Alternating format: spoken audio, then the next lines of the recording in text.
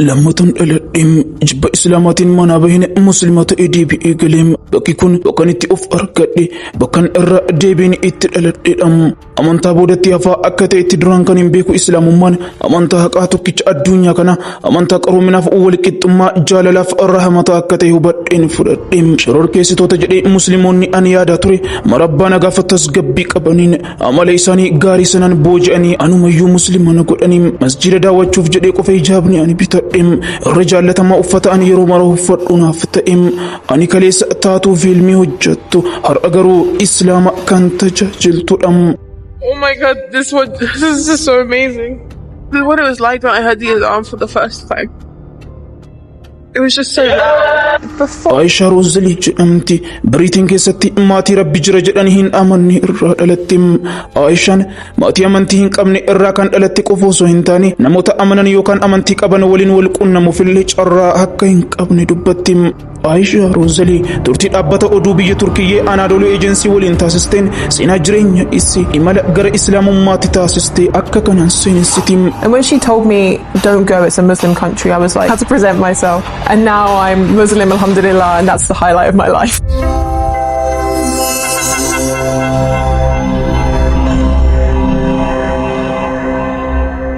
Abjoon koo taatu cimtuu ta'uu tureem hangan Turkii deemutti waa'ee amantiitiin wal hin beekun tureem.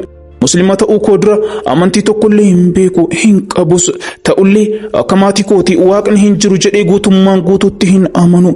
Ijoollummaadhuma koo irraa eegalee waaqni akka jiru nan amanam.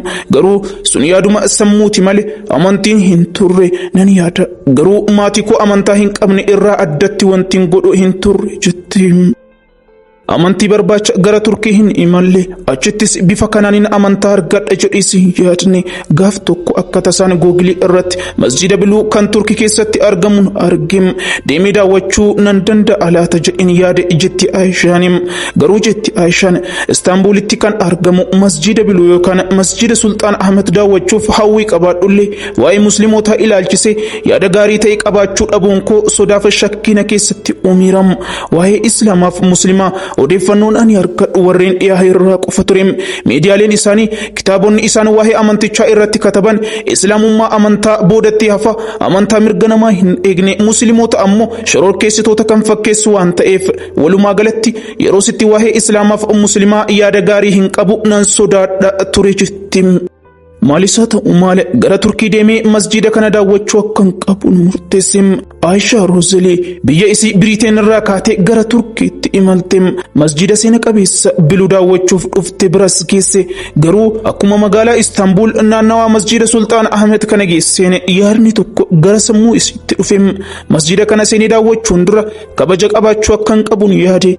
Maalisa ta'u maal masjida kana haalan jiru kanaan rifeensa koo qullaa seenuu hin qabu jedheen gara suuqii tokkotti goreem. Suuqii kanaas waan mataa koo irra buufadhu biteen ittiin rifeensa koo haguuggadhe jetti Aisha Rosalie. Rifeensa koo mul'isuun nama rifachiisu hin barbaanne tarii uummanni inatti aaruu danda'u jedheen yaadem. Kanaafuu sababan masjida daawwachuuf jedhe qofaafin rifeensa koo haguuggadhe jetti.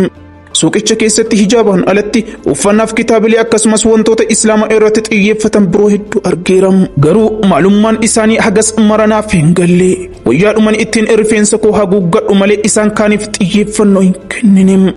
Amma rifeensa koo haguuggadheera gara masjidan daawwachuuf Biriteen irraa kahee dhufeettiin adeemem. Oliin seene asii fi achi keessa deddeemeen waanuma hunda daawwachuu eegaleem. Ergan masjidicha seene amma sa'aatii tokko gaheera. Keessa naanna'een waanuma mara ilaala baay'ee bareeda nagaa qabam. Keessoon masjidichaa nagaafa tasgabbiin guutamaadham. Anis tasuma waanin argaa jiru kana amanuu hin dandeenyem. Fuuldura kooti namoota baay'ee waliin salaataa jiraniin ilaalaa jira.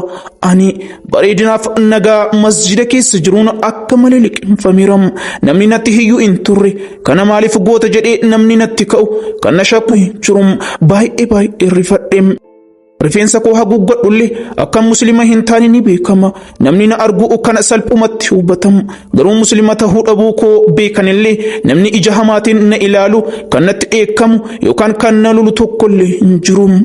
kun akkamiin ta'a? Akkamitti musliimoonni kun hundi ija nagaatiin na ilaalu? Musliimoonni ani shoror keessaatti beeku akkamiin gaarii akkanaa ta'an? Akkamiin amala jaalalaa fi nagaa nama mo'atu kana qabaatan? Dhugaan anatu waa'ee islaamaa yaada sirrii hin taane qabaate kallattii hin taaneen isaan hubatee laata? Waa'een musliimotaa ani dhaga'a turee fi kan inni ijaan argu faallaadha. Garaagarummaa guddaa qaba. Maaliif garuu maaltu ta'e? Gaaffii natti ta'e narrifadhe.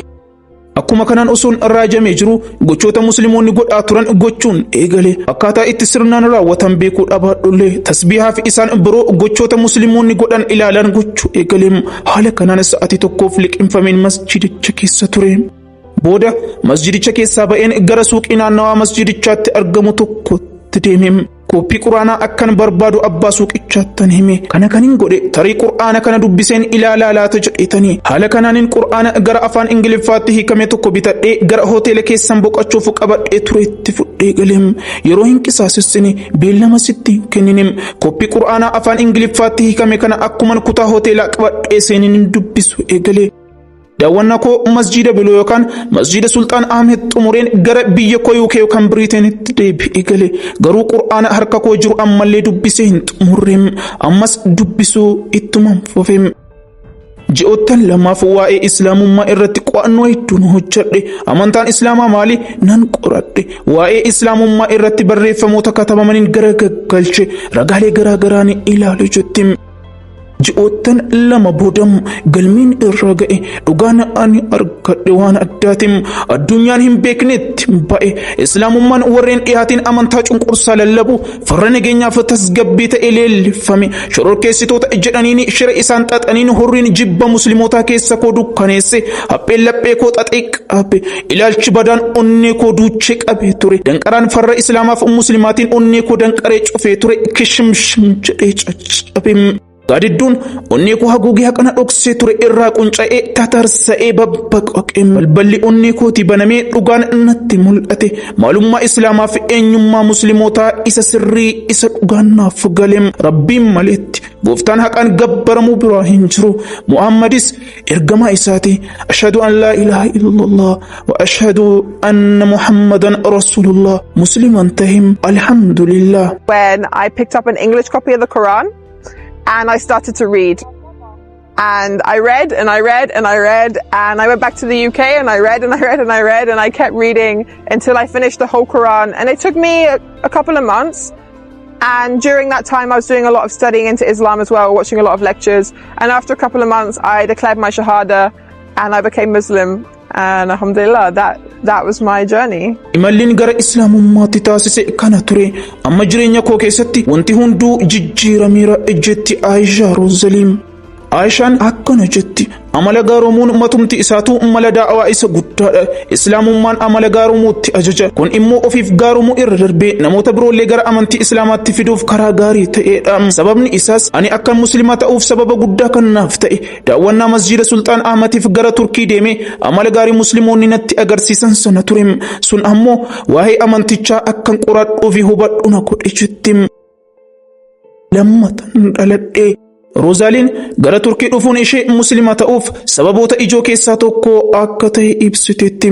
Musliimoota gaarii namoota amala gaarii qaban waan argeef nama sana akka isaanii ta'u amala sana qabaachuun barbaada jedhee akkan yaadu na taasisan na fooyyessa caalaatti na gammachiise jetti.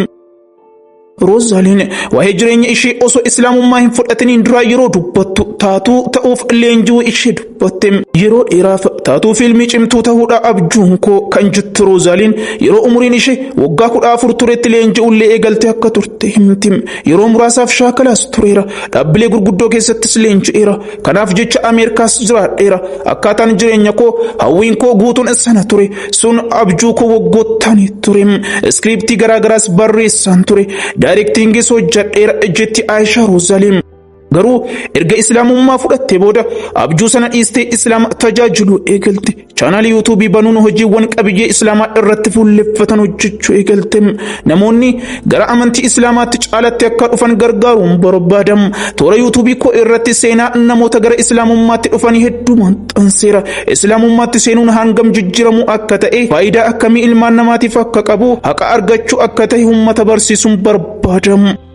Aayishaan irra deebiin gara Turkii imaltee magaalaa Istaanbul keessatti kan argamu masjida Sultaan Ahmed yookaan masjida Biluutti argamuun imala gara Islaamummaatti taasiste ilaalchisuun yeroo viidiyoo kana waraabdum bakka kanatti argamu baay'een jaalladha. Bakki kun bakka ani Islaamummaa itti argadheedha. Biyya Muslimaa jalqabaa ani dhaqeedha jetti. Sababan qaba jedheen as deebi'e abbaa warraa koo waliin kan hin deebi'e dhufeef bakkeewwan seena qabeessaaf ajaa'ibsiisoo magaalaa Istaanbul akkasumas biyya Turkii guutuu keessatti argaman isatti agarsiisuun barbaade. Namoonni as jiran isaan amala gaggaarii isaanii sanaan na booji'anii akka muslimaa ta'uuf karaa natti agarsiisan sababa naaf ta'aniidha. Bakki kun baay'ee bareeda. Anaaf bakka seenaa guddaa, bakkan itti of argadhe, bakkan Islaamummaa itti qabadhe, bakkan irra deebiin itti dhaladheedha jetti Aayishaa Roozaalii.